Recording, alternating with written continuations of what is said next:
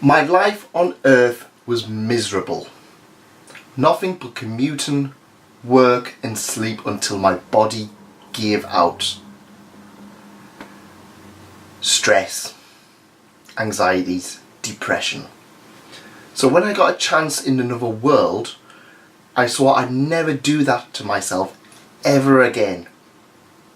I'd just kill a few slimes to make some pocket money, just to make a living, maybe experiment on one or two things along the way. So how did I max out my level? Well, find out as we look at, I've been killing slimes for 300 years and have maxed out my level.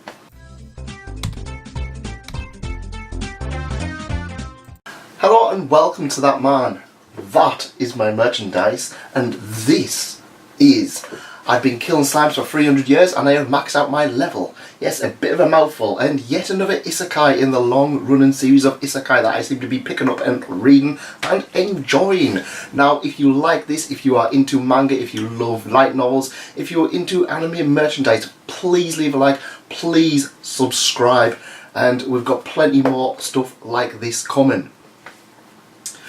So this was a little bit of a recommendation, not only by Anime UK News, a few other people have mentioned it on Twitter, that this is a really comfortable anime. It's a really nice, relaxing anime from the stuff like Time into the Evil and Overlord, where they're very heavy and full on.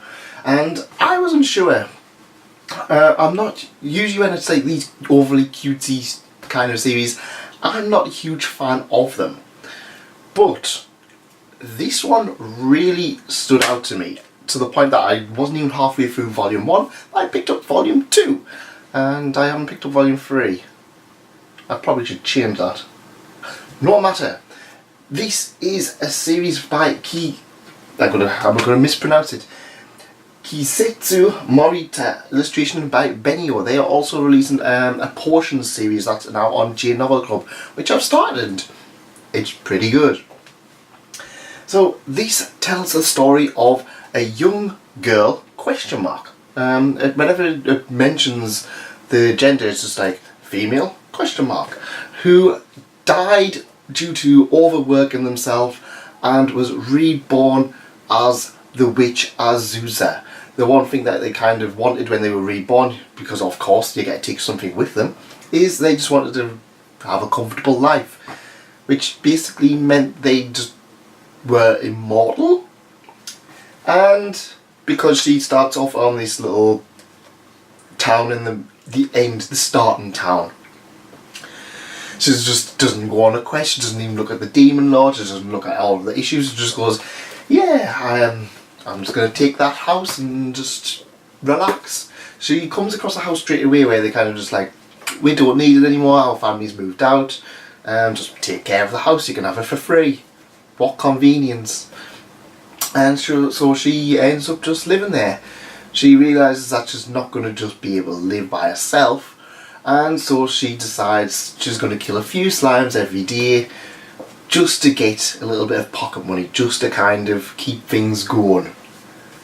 300 years later, she's maxed out her level, because of course that explains the title, and we need an overpowered character for it. And yeah, it sounds like it's a bit of an action-y thing. There is some action in this, but it's very relaxed action. It's very much in the vein of Miss Kobayashi's Dragon Maid, or Laid Back Camp, or I wouldn't say kind of Girls and Panzer, where the action's there and the action's pretty good, but yeah, there's a lot of other stuff going on as well. Not Girls and Panzer. Girls and Panzer was really all the action.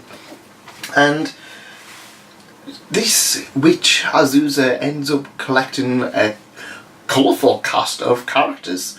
She ends up getting a living maid dragon, because of course dragons have to be maids these days. She gets 2 daughters who are slimes, who are the embodiment of the good slimes, and all of these characters want to kill her at first, and then they have like a little squabble and they're just like, no, I love you instead. She gets a very bodacious elf girl who is actually in charge of the power plant, this factory that's creating energy drinks. And half of the volumes they're spent because this elf girl's ended up upsetting one of the demon lords, Beelzebub, who, yeah, is after her. There's a bit of circumstances, and of course Beelzebub becomes another buddy in this weird kind of harem. There's a lot of stuff between dragons fighting each other, and I don't want to go too much into the plot. Let's say there is fights, she is overpowered, so the fights are very much kind of one shot and done kind of thing. It's like One Punch Man, Saitama's fights where they're just kind of like, yeah, this is gonna happen, then just like, boom. And yeah, it's a really fun kind of way of doing it. I really liked it. I really enjoyed how comfortable this light novel was, and I was so relaxed reading it. It was an easy read. It's about the same as more other stuff in kinds of wording and kind of pacing, but I really liked how I could just pick up some things. And if you read the titles for it, it's stuff like A Dragon Dropped By, Life with an Apprentice, The Girls Dropped By, An Elf Dropped By, We Went to a Dragon Wedding, The Great Dragon Battle, Relaxing at the Hot Springs with her family, The Girls Go Home for a Visit. Apart from one of them, all of them just sound so comfortable and so inviting. It's really, really well written. What I did like about this one was that it was so nice about stuff. It was like, the whole idea was that this person didn't have time for a family. They didn't have time for anything except for work. And I'm personally kind of at the point where it's like, I do a lot of videos, but these videos are done at like 8 AM on a morning before I go into work. I don't have time to really, I get to see people on a weekend, but I don't get to see people during the day really. And it's like, yeah, I kind of stuck up a call and say, if you work and you're a slave to work, you will not be able to manage to have the things that matter in life. And Azusa is now getting a surrogate family, and it's really adorable. It's really lovely the way they've kind of done it. There is a volume 2 and there's a volume 3. I've not read volume 3, but volume 2 is kind of more of the same. I will be covering that possibly at a later date. But yeah, I really enjoyed this one, and I think if you want a really comfortable, a slice of life fantasy, I would really recommend this, just to kind of break up the stuff like Konosuba and Overlord and Tanya the Evil, where they're kind of, not so much Konosuba, but the full-on pure isekais where they're going to fight the Demon Lord. This one, the Demon Lord does appear. She's a friend. I think that might be volume 2, so sorry about the spoilers. But yeah, it's one of those things, you're not expecting massive fights, but you're going to expect some lovely, comfortable stuff. It's lovely. That's it from me. Thank you for coming, and thank you very much for staying till the end. It really means a lot to me. And if you did enjoy this, please leave a like, please subscribe, and if you really love your manga, check out one of the links over here. It helps out, and you might find a new favourite series. Goodbye.